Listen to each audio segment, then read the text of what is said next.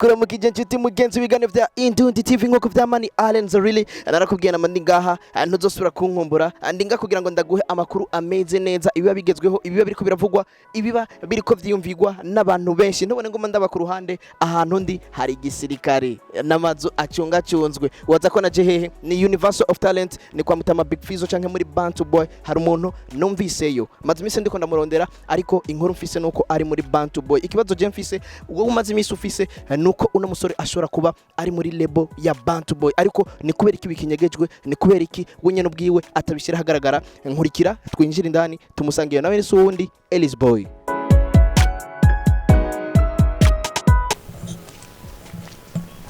Nkuko nabibabwiye turi muri Universal of Talent ni Bantu Bwoy nababwiye namaze kumubaza Ellis Boy ariko yambwiye kari muri studio nagiye kumusanga namubwiye ko nzana na kamera so kubumbura arabitse ko mfise kamera ariko nkurikira ndabereke umutipe amaze imisi yandika indirimbo muri Bantu Bwoy n'abasore ba Bantu Bwoy ariko gute batunyegeza yuko yo bari umusore wa Bantu Bwoy hodi sana hodi Ellis umeze neza bro kiriho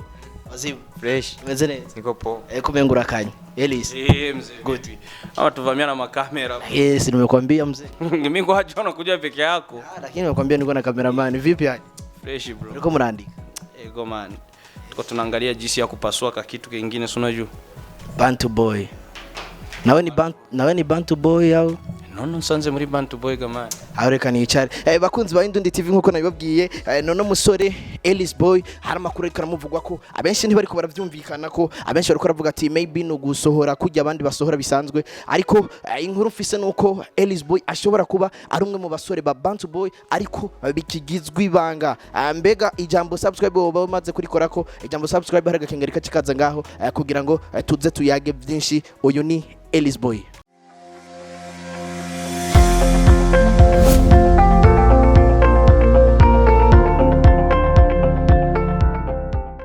Inshuti mugenzi nkuko nabikubwiye ndi muri Universal of Talent ni Bantu Bwoy record cyangwa Bantu Bwoy entertainment abona nini caranye n'abana basore babiri ubona ko na hagatiwe abantu hagatiwe n'intare ngo aravoma ariko ndi kumwe na Ellis Boy kuko niyo gahunda narinje ko ubona ko nsanze bari mu bikorwa narakubwiye ndakuzanira inkuru igezweho kandi inkuru iri kirondegwa n'abantu benshi Ellis Boy nakusalimia mze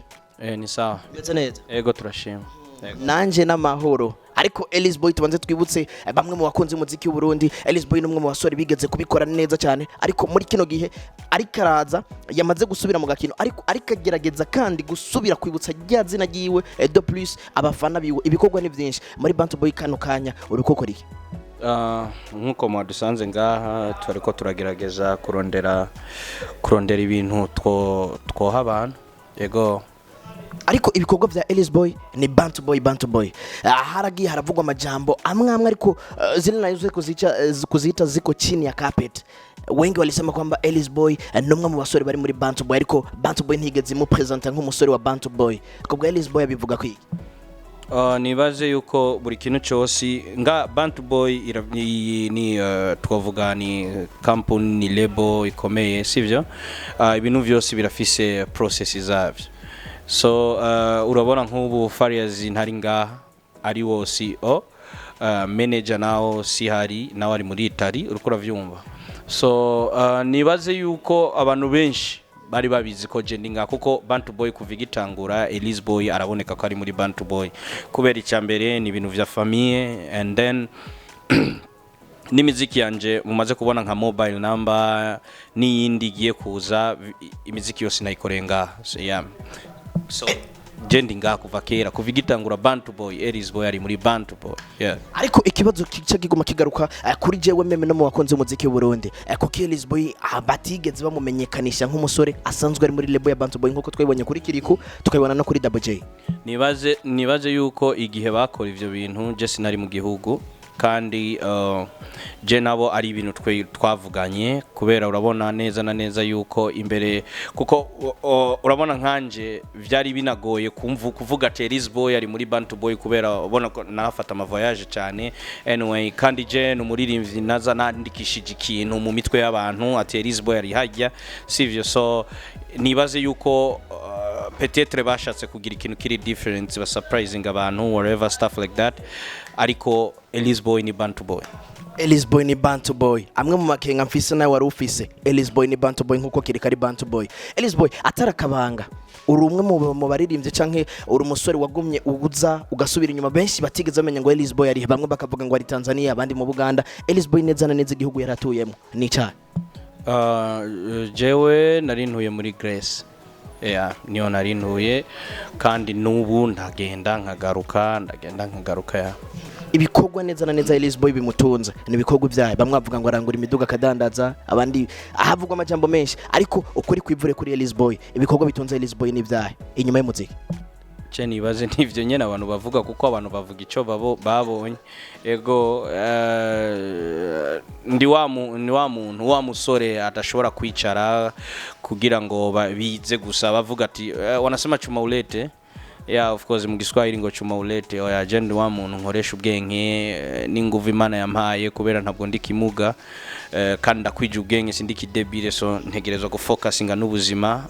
ko ndumupapa. Don't forget that. So ndumupapa ntegerezwa kurondera ejo umwana arashobora kuza tukicarana uko akambaza papa mbega umunsi uzopfa uzonsigira iki eske no mwishura iki so ndiruka n'ubuzima nkarondera hirya no hino. Yes. Elise Boy ariruka n'ubuzima ivyo wiyumvira maybe nimba ari byo bona ni wa musore afise ubwenga focusinga n'ubuzima kuko n'umupapa abenshi bavuga ati Elise Boy ni inshuti ya Farious baravukana neza na neza Elise Boy apfaniki na Farious. Farious ni grand frère.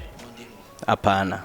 ba papa ba mutama baravukana hama nyina nawe umva batama bacu bakera bari bafise sinzi ko ari ingeso mbi sinzi ko ari biki umva umwe atanguye kurongora mu muryango wa naka baca baraba mbe na wundi ari karaza uriko uravyumva mutoyi na waca agenda gutora hajya nyene so vyagenze uko ya ego urumva no kuvuga muravukana kuko ba papa bavukana n'amarasamwe amemtana ba mama kandi nuko nyene kandi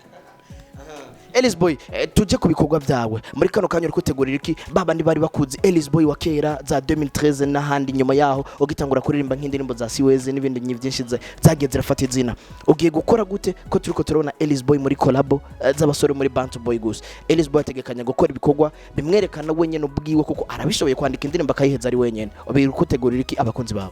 Jenny baze yuko kuva ntangura kariyere yanje sinigeze ndirimbana n'abaririmbyi benshi kandi nari nabishoboye kubahamagara tukaririmbana so urabona benshi kwanza n'umuryango wanje Uncle Crazy twahora tubana mu nzimwe nawe urambaye wiwe igihe nshika ngayi Bujumbura so nawe nitwigize dukorana indirimbo atari we niwe yakoze twakoze indirimbo yitwa Katoto ni Uncle Crazy featuring Elise Boy na Arafro uruko uravyumva ariko nitwigeze dukorana indirimbo yanje Mkombozi nawe twarigize nawe kubana mu nzimwe mugabo ntabwo twaririmbanye uriko uravyumva Farious ni grand frère nawe yarava muri France akaza tugahura tukaganira mbere yahora nansaba na remix ya Siwezi Grand Frère Farious kenshi iyo umubajije ati indirimbo ya Elise Boy ushaka ko muririmbana cyane nawe tuza twakoze collabo nyinshi zishika nka 5 ziri ngaho muri studio na Grand Frère Farious so mugabo indirimbo nyene iri mu mutwi wiwe ko twiririmba Siwezi ashaka remix ya Siwezi so je nabikoze uko kubera iki kubera kenshi urabona abaririmbyi bakomakomeye bafisa aba petit frère babo barinze babafata ukuboko bakaririmbana nabo baca bavuga ati petit frère yuko anatembera kwenye mgongo wa grand frère yake so ico nashatse jewe nukwerekana kwanza talent mfise ego nico gituma abonye nari mu mahanga nta muntu yari featuring Siwezi naririmbye nije nyene uriko uravyumva n'izindi zagiye zikwirikira so nagarutse kandi urabona music is business right now ni business ikomeye so ntegerezwa gukora cyane kandi gukora ni gupartager ibikorwa n'abantu mukavuga ati okay urazi ushaka kugaruka icambere na mbere utegezwa kwandika cyane indirimbo utegezwa kurecordinga cyane gushitinga video ngaho munzu genda afise video 3 starasoka so nico cyatumye je ntangura indirimbo zanje ubu zizosohoka ni nka zose zifise ama featuring indirimbo zizosohoka ni nka zose zifise featuring kuko mu myaka yahera ntiyigeze akunda gukora collabo ariko Elise Boy hariho collabo wamye wifuza gukora no bitaragushikira hano mu gihugu cy'u Burundi hano mu gihugu cy'u Burundi collabo nifuza gukora itarashikira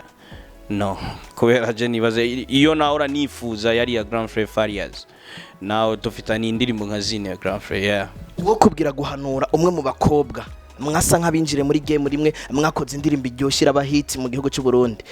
ntimwinjiriye rimwe ariko urumwe mu bantu bamufashije indirimbo irabahiti Ashley Diva wamuhanura iki yari mu gihugu cya Kenya niyumva ubutumwa bwawaze kumva ati amakuru wanje yamanuye nka musazanje ikintu cya mbere novuga sorry gato ndatsa kucishura ico kintu ariko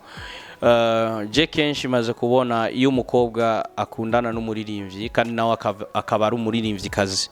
aratera imbere kubera mind zibari zimwe sivyo bagafocusinga ku kintu kimwe ariko agiye kandi akivanga n'ubundi buzima akagenda gakundana n'umuntu atari badakora ubuzi bumwe urumva bica bimugora sivyo so igihe Ashley Diva ari ngaha mu Burundi vyaramorohera kubera yarafise aba friend benshi baba ngira ndumuririmbyi Ashley namusanze amaze kwinjira muri studio sivyo mugabo zari zijya ndirimbo sinzi ni bande bahora bamuhamagara ibintu vya gouvernemuko yahora aririmba so ndumuntu wa mbere natanguye kumwinjiza ndamuha esprit yo gutangura gukora Buja Flavor nka Buja Flavor ndumuririmbyi wa mbere namufashe kuboko ndamutwara muri studio kwa Liza nije navuganye na Liza Liza aramu munsi ambwira ati mbere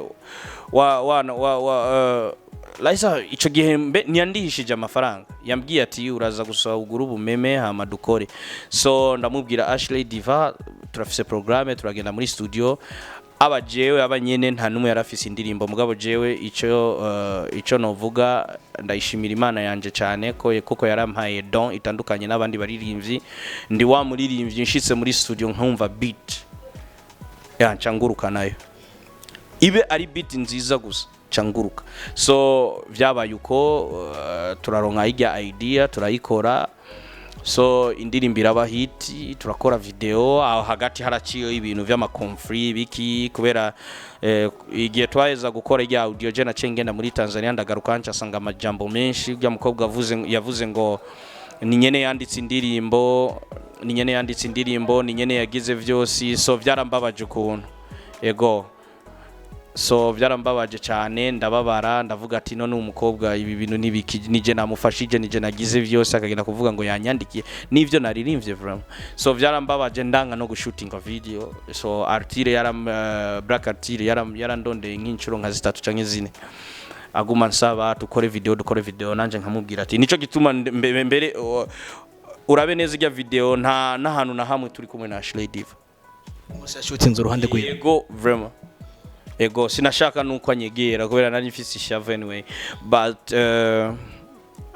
Grand Frère nibo bamhanuye bamukombozi Uncle Crazy bambiye ati umaze kwemera kumufasha mufashe musohora iyo video buri muntu wese afate time iyo so kijya gihe vyagenze uko mugabo nyene narisubirako araza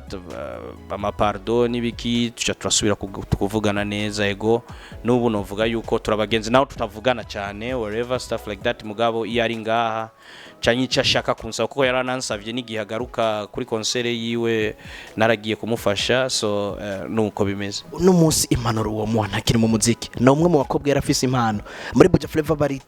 baridoga abakobwa ni bake nabaje ntibaramba nkawe ubwawe uwo muhanura iki kuburyo niyabona ubutumwa buze bumushikira ico no muhanura nuko icambere nambere akwiriye kwimenya ati Jenny ndinde akwiriye kumenya ati ndafise tala kuko ni mu baririmbyi bake bafise don yo kuririmba nga mu Burundi ego so je no musaba yuko aweke nguvu shiramo bavuga ishaka gukora akorana umwete kandi umuziki uramukunda anyway kuko murabona indirimbo zose yagiye asohora zaraba amahit abantu barazikunda araronka n'amashows so je no musaba ko abandanya gukora ego kuko umuziki uracamukeneye kandi murabona no nga mu gihugu iwacu dufise abakobwa baki baririmba ego so aracafise ikibanza ciwe kiracari open yeah hari nk'ibibazo bitatu nego canke oya challenge ya Bantu Bwoy na Empire Avenue irafise ikifashije umuziki canke irafise ikiwononera ego canke hoya irafashije challenge ya Bantu Bwoy na Empire. nibaze ko challenge imeze gute amabifu canke ibiki tuvuze beef abantu bumva ukundi barashwana ntibahuza ariko bama bari kumwe. Challenge kujya ukumva ati ngo Bantu Bwoy abafana ijya challenge hari mu bantu ituma hari vibe yabo irafise ikifasha umuziki. Je nibaze yuko mu Burundi ivyo bintu vy'ama challenge nta bihari kuko iyo biba bihari tuba duteye intambwe ndende cyane. Ivyo bintu tubimenyereye kubibona mu bihugu biteye imbere nka Tanzania, Kenya, Uganda, abaririmbyi ku baririmbyi bagakora business bagakora ibintu vyitwa ama showbiz whatever. Nga mu Burundi nta showbiz bro. Nta showbiz zihari kuko showbiz nziza ni hajya umunaza akakubwira ati this is my house. Hiyo ni showbiz. Kila mtu akiangalia anasema ile ni showbiz. Kwa na iwe nyumba yako kweli usiende kudanganya. So nga mu Burundi sinibaza ko ari ama challenge ariko gusaje ico no hanura nuko abantu bakore buri muntu wese arabe kuko bro reka ndakubwira ikintu kimwe. Naranditse jo bundi kuri Facebook yanje ndababwira abafana mu Burundi nga sikuvuga ngo kubera Farias ari grand frère whatever ariko reka ndakivuga kuko ikiri mu mutima ukuriye kugisohora. Umunsi Farias azopfa sinsaba ko grand frère wanje apfa umunsi Farias azopfa ari abantu bazoheba umuziki kubera je namandaba cyane mu ma social media iyo Farias atavuze abantu ntibavuga. Farias adasohoye indirimbo ntibasohora indirimbo. So ivyo bizoba costinga nka Kanumba na Ray Kigosi. Kanumba sohoye Ray Kigosi yacha sohora. Kanumba vuze ikintu Ray nawe acavuga. Uriko uravyumva. No munsi turamubona Kanumba yarapfuye game ya Ray uramubona. Rero abantu bareka ibintu byo gukurikirana bakora ibikogwa. Buri muntu wese akore ivyo ashoboye gukora. Bandika indirimbo nziza abarundi bari nga abarundi barazi music man. Ubo abarundi ntuwo bahenda ikintu. That's why bakunda vyo hanze kubera twebwe tukarira twicarira gusa parara. Naka yagize uko ibikogwa ntavyo. Uriko uravyumva. So abantu bakore bareka ibintu vy'ama challenge y'uburofa. Ivyo ni challenge z'uburofa. Aba Empire, aba Bantu Bwoy abakora neza abafana bazobafana. Abakora neza bazobafana. Challenge mu Burundi ntirakomera kuko yabihari tuba twinjiza uburyo n'umuziki w'igihugu ubumaze gushika kure. Ni Helis Boy nka wewe uri kumwe n'abatoyi bawe warabaye mu muziki gihe kirekire urawuvamwo urawugarukamwo nk'icyo wahanura abariko baragukurikirana na cyane cyane bano batoyi bawe bakiri ko batanguye umuziki vuba. Kubaha umuntu wari we wese aba muto aba mukuru. Icubahiro nico kintu ca mbere giteza umuntu imbere kandi ikindi ni kuba responsable. Sinzi vuze responsable kuntahura kuba responsable kumenya ati genda umuririmbyi aka kazi karankeneye nkwiriye kwandika nkwiriye kuryama amajoro kuko turaryama amajoro bro turashooting amajoro tukaryama amajoro tuko turarecordinga uriko uravyumva. So ni moja hapo ya unasemaga responsibility uko. So sorry Gifaransa nachonzi sinizi mashuri ya Gifaransa nizi mashuri y'Icyongereza anyway. So nivyo ikindi naco nugutahura yuko umuziki ugoye. Umuziki uragoye uzohura n'abantu bagufana abandi bakaguca intege bakakubwira ntavyo ushoboye abandi kukwanka gusa bakaca bagukura kuri ligne bakakubwira ati wewe bana bakagutuka n'ibitutsi mama wawe akinjiramwo ukibaza none mama ni waririmba uko uravyumva. So ivyo byose ni kuvyihanganira. Elis ndagushimire nsanze muri ko murandika nizere yuko na double aje maybe mufise n'ibindi bikorwa muri ko murabandanya kuko ndazi Bantu Bwoy ntimujyamye. Bantu Bwoy turirwa turakora turirwa turitaho ibikorwa vyacu urabona huzuye abantu ari abadansere ngaha ari ibiki ari ivyabo bagomba bakore ngaha natwe turi mu ma studio aba video nabo murababona abaerare nabo bari ngaha ikiza nuko washitse mu biro anyway vyose urukora bibona ingene bikorwa abantu baravuga amajambo menshi nibazi yuko twebwe dushira ibikorwa imbere tugakora turyama amajoro turaruha turagira iki kugira dusohora ikintu kiri sweet. Tuvuze ikintu kiri sweet nawe uravyumva kimeze neza kandi nongere mvuge ati je ndashimira cyane abafana kubera ubu basigaye batora umuziki mwiza bakawumviriza mubi bakawureka. Abavuga bakavuga anyway barafise byinshi bavuga tumaze kumva n'abahandi ngo twarabivye amasini sinzi biki ama script yabo baze kuvyumva ivyo navyumvise n'umunsi anyway mugabo nibaze ko vyose muraza kubibaza Elare no bifitiye inyishu ago nabandi bavuze ngo twivye amatetema makanyaga ariko tukabona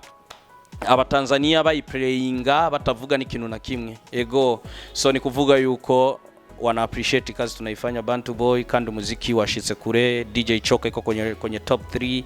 kwenye top 20 top 3 Tanzania DJ Choka. So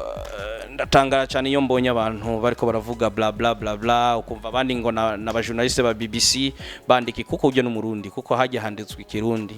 ingyajya umuziki twivye Diamond kubera iki mutovuga Diamond ko yatwivye twebwe